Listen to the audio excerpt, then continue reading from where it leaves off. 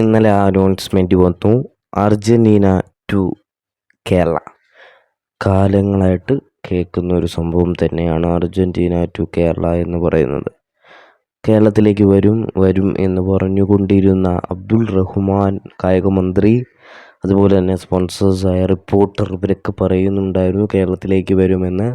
പക്ഷേ അവരിപ്പോൾ കൺഫേം ചെയ്തിട്ടുണ്ട്. ഒഫീഷ്യലായിട്ട് തന്നെ അർജൻറ്റീനൻ ഫെഡറേഷൻ കൺഫേം ചെയ്തിട്ടുണ്ട്. എന്തായാലും AFA നവംബറിൽ, അതായത് നവംബർ 10 മുതൽ 18 എന്ന തീയതികൾ വരെ Argentina കേരളത്തിലുണ്ടാവും.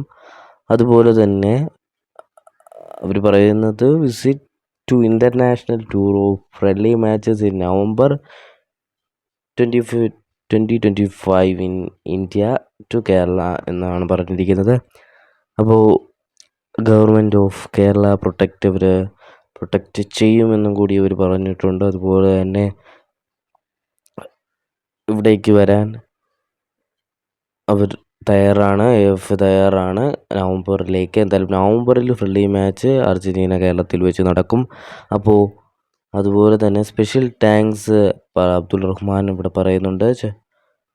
World cup champions are coming. അതുപോലെ തന്നെ സ്പെഷ്യൽ താങ്ക്സ് നരേന്ദ്രമോദി, അതുപോലെ തന്നെ Pinarayi Vijayan, reporter channel, Messi, AFA എന്ന് അബ്ദുൾ റഹ്മാനും ട്വിറ്റർ പേജിൽ കുറിക്കുന്നു എന്നുള്ളതാണ്.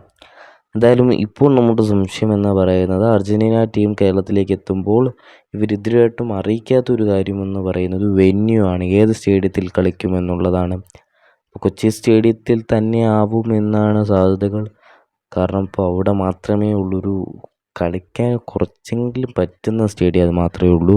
അതുകൊണ്ട് കൊച്ചി സ്റ്റേഡിയത്തിൽ കളിക്കുമെന്ന് തന്നെ നമുക്ക് പ്രതീക്ഷിക്കാം. അല്ലെങ്കിൽ വേറെ സ്റ്റേഡിയം ഇവിടെ ഇല്ല. ഗ്രീൻഫീൽഡ് സ്റ്റേഡിയത്തിനെ പറ്റി അന്ന് കായികമന്ത്രി പറയുന്നുണ്ടായിരുന്നു. പക്ഷേ അത് ഇനിയിപ്പോൾ ഫുട്ബോൾ സ്റ്റേഡിയമാക്കി മാറ്റാൻ തയ്യാറാകുമോ BCCI എന്ന് കണ്ടു തന്നെ അറിയാം.